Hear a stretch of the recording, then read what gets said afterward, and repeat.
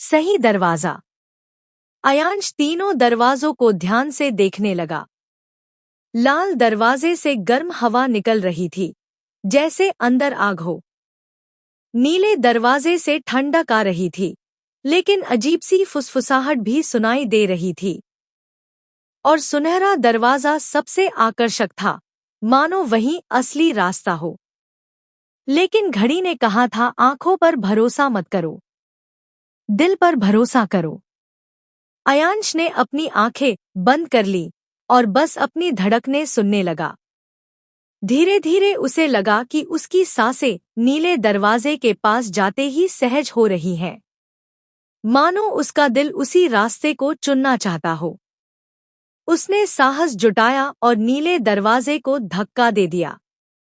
दरवाजा भारी आवाज के साथ खुला और भीतर से ठंडी हवा का तेज झोंका आया। अंदर घुप्पा अंधेरा था। अयांश ने मशाल उठाई और धीरे धीरे अंदर कदम रखा। रास्ता संकरा और लंबा था। दीवारों पर अजीब चित्र बने थे। किसी में लोग समय की रस्सियों से बंधे हुए थे, किसी में घड़ियां इंसानों को निगल रही थी। चलते चलते वो एक बड़े हॉल में पहुंचा। हॉल के बीचों बीच एक पत्थर की मेज थी, जिस पर 3 वस्तुएं रखी थी। एक पुरानी किताब, 2 एक चांदी की तलवार, 3 और एक काले रंग का बंद डिब्बा। मेज के ऊपर लिखा था, केवल एक को चुनो, बाकी तुम्हारा अंत बनेंगे। अयांश के माथे पर पसीना छलक आया। अब क्या करूं? उसने किताब की ओर देखा, शायद इसमें ज्ञान हो। तलवार की ओर देखा, शायद इससे सुरक्षा मिले। लेकिन काले डिब्बे की ओर उसे एक अजीब खिंचाव महसूस हुआ, जैसे उसके सारे सवालों का जवाब उसी में छुपा हो। अयांश ने कांपते हाथों से डिब्बे को उठाया। काले डिब्बे का राज। अयांश ने जैसे ही काले डिब्बे को उठाया, पूरा हॉल कांपने लगा। दीवारों पर बने चित्र अचानक हिलने लगे, मानो जिंदा हो गए हों। तलवार और किताब अपने आप धुएं में बदलकर गायब हो गए। अयांश ने डरते हुए डिब्बे का ढक्कन खोला। अंदर एक रेतघड़ी थी, लेकिन ये कोई साधारण रेतघड़ी नहीं थी। इसमें बहती रेत सुनहरी थी और ऊपर से नीचे की बजाय नीचे से ऊपर बह रही थी।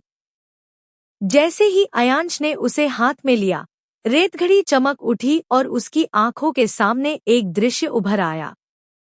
उसने देखा, वही रहस्यमयी नकाबपोश सवार, लेकिन इस बार वो किसी अंधेरे कमरे में खड़ा था और एक दीवार पर खून से लिखा था, जब रेत पूरी हो जाएगी, समय रुक जाएगा। अयांश ने घबराकर रेतघड़ी नीचे रख दी। मतलब, ये सवार समय को रोकना चाहता है। लेकिन क्यों? अचानक हॉल में गूंजती आवाज आई, तुमने सही चुनाव किया है, पर हर चुनाव की कीमत होती है। इसके साथ ही रेतघड़ी के नीचे की जमीन टूट गई और अयांश गहरे अंधेरे में गिरने लगा। वो चिल्लाया, बचाओ। गिरते गिरते उसने महसूस किया कि उसका शरीर हवा में तैर रहा है और चारों ओर समय की सुइयां घूम रही हैं। और अगले ही पल वो सीधा एक युद्धभूमि में आ गिरा। चारों तरफ सैनिक तलवारें लहरा रहे थे, ढालें टकरा रही थी और युद्ध का शोर गूंज रहा था। अयांश हक्का बक्का रह गया। मैं कहाँ आ गया? कौन सा समय है ये? उसी समय उसके पीछे किसी ने कहा, तुम्हें यहां नहीं होना चाहिए। चुने हुए। अयांश ने पलट कर देखा। उसके सामने वही नकाबपोश सवार खड़ा था, इस बार और भी भयानक अंदाज में।